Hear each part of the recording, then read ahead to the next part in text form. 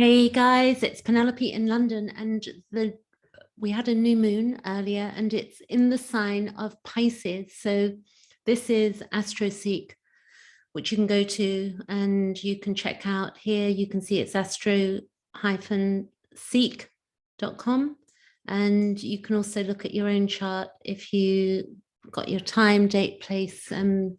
Generally, most of us have, but some of us struggle with the time. But you can have an astrologer help you with that. So let's look. I'm going to show you solar fire as well. But what we're going to do is look at the meaning of Pisces, because it is ruled by the ruler, Neptune. Pisces are connected heavily, as we know in astrology. So you can probably see here that this is quite beautiful, that we have got Jupiter involved here. So if you look on this side of the chart, you can see that the sun and moon are at 12, here, 12, 6. And then we've got also Jupiter is at 14. So that's a nice conjunction going on there. This looks good. I don't know in what respect, but what's going on in the world, but we've got something good going on here. We've also got this sextile to, you can see sextile going on here. So we've got Uranus, which is at 13. It's connecting in with there. This is to do with our needs. This is to do with a new moon. So something new, we're planting new seeds.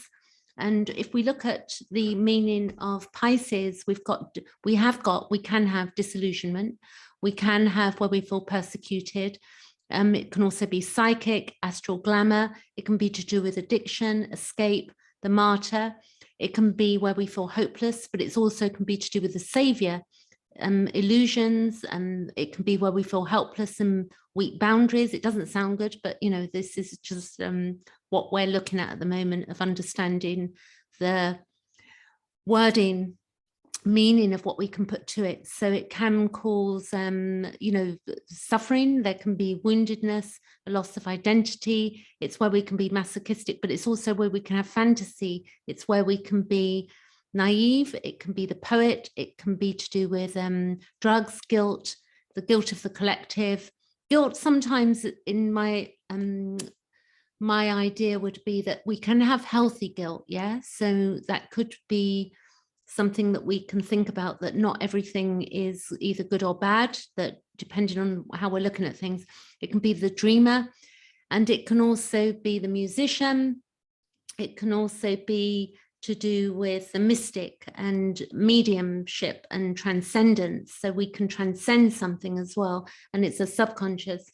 So when we look at a new moon, we are planting new seeds, and we're also with the Jupiter that we've got, and when the sun is conjunct to Jupiter and the moon as well, we've got something to do with expansion going on there, and also belief systems, dogma. Jupiter is also partly to do with our understanding of spirituality and also the bigger picture.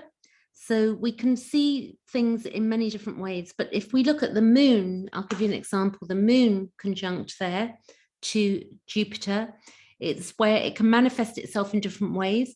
And we can either be very generous and kind and good-natured, and we can be, good at helping others, demanding people, be demanding, where we require a lot of luxury and care and love. I lost myself there a bit. So it's also where we like long journeys, and also it's to do with having a larger family. The moon, because the moon is to do with the inner world and our egocentric selves as well.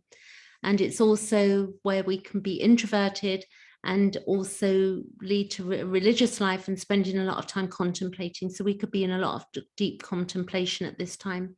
But when we use Jupiter in the wrong way, it's where we could be using it to promote our own self-interest as well. And it could be where we want to live abroad. That's if we have that in our own chart. The node is sextile to Neptune. You can see here that this node is sextile to Neptune at the moment. So the nodes are really important, because the nodes shifted, NODES, shifted from Gemini, which it was for a year and a half, into the sign of Taurus, and the South Node shifted into Scorpio. So we're leaving the past behind. So do look at this chart, and then what I'm going to do is show you, I'm going to continue, but I'm going to show you my own so you can understand what you're looking for on your chart. So if I do a new share and we bring up this one here, hopefully I've got this right, let me double check.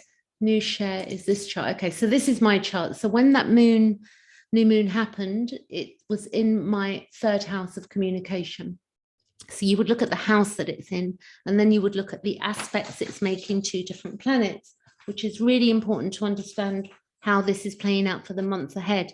A full moon affects 2 weeks ahead, and a new moon is going to affect the months ahead. So that moon for me is quintile to my Mars. So you see my Mars is up here. You can see that it's in a quintile, which is 72 degrees. It's really spiritual, spiritualized for me. The moon is quintile to my Mars and Mercury, because you can see my Mars and Mercury there. So from here to there is 72 degrees, which is called a quintile. You can check that out, the meaning of that, if you Google it. What does a quintile mean?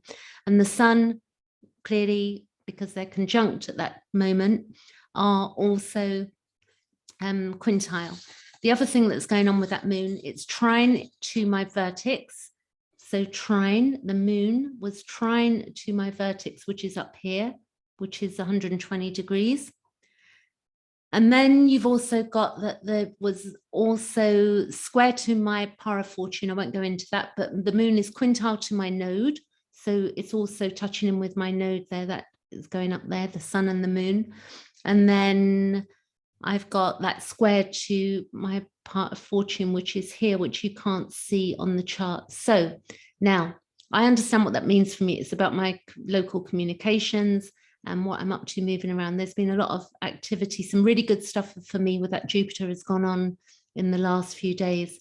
So now, if I move over to the animated page, I'm going to keep this video a bit shorter today, but you can see that we do have, let's see if I can get the pointer here so that you can see better. We have it there, spotlight. So you can see here that the sun and moon are conjunct. So we've got Jupiter is tied on in there. So with the sun, we want to look at it conjunct to Jupiter, and this brings out our material success and widens horizons. And it's also can be a cause of vanity, and it's where we are aware simply of our success. So with something new being planted, I'd say with that north node also here, if we look at the nodes a bit, it's trine to Mars. So that north node is trine to Mars at the moment. And what we'll say, which is really important actually, is that if you look up here, this is what's really important that's going on, is that this Venus and Mars and Pluto are all conjunct. Now in 2020, in March 2020, the beginning of the lockdowns, Mars last moved over Pluto that week. And so did Venus. Venus was moving over, I think it was actually, let's go back to 2020, just for fun. And we will look at the 2nd of March 2020. So you can see here, I don't think actually, no, I was wrong, that Venus was not involved, but Mars was. And Mars activated when it moved all over these planets. So you can see if I go days ahead. So Mars is like a can opener. So you can see there, it moved over Jupiter, it moved over Pluto, and then it moved over Saturn, and that was by the 24th of March. So at that point, what we were really looking at is what we saw. And then we had the Neptune involvement with the sun as well at that time, which the sun on top of Neptune would be to do with viruses and such like. It would have, caused a weakness of some sort. So now if we go back to today, 2022, I do feel bright about this new moon, to be honest with you. I know we've got a lot of stuff going on that's really hard, but I don't want to predict anything, but I've seen some other astrologers pointing out that we have basically, that we may be in for a bit of a reprieve in what's going on in the world without saying any words. So hopefully you know what I'm talking about when I mention that. I could go a bit further, but I think I'm going to make a couple of videos during the week coming. If we go days back in the coming week. So you can see here, let's say that's the 3rd of March, 2nd of March. What's going to happen is, watch this, we're going to have Mars is going to move over Pluto. So we've got a new cycle going on, new direction. And then Venus moves over Pluto as well. And that's the 4th of March. So we do know that, you know, there's stuff going on that if we become aware and we educate ourselves, and, you know, you can look at things like Google things like the World Economic Forum, ID 2020, and get yourself educated on things so you know where we stand, and with knowledge and power, and really learning the internet stuff, and really looking towards how you can cut back on costs, and, you know, learning to cook things at low cost and stuff like that, and how can you save on your electricity and gas. There's so much work we've got ahead of us, but basically if we work within our communities and work together, we're going to do ourselves a service. So get to know people around you. You know, it's a really important time. I'm going to leave it there. I could say a lot more, but we shall watch what happens in the coming days and weeks ahead. And from the astrologers that I've seen, you know, hopefully things will begin to calm down in a particular area over the next week, week and a half. I'll leave it with that today, and I'll catch you later. Let me know how you're doing if you want to let me know. And if you would like me to look at your chart, then drop me a line and I can do that for you. Catch you later. Thanks for watching.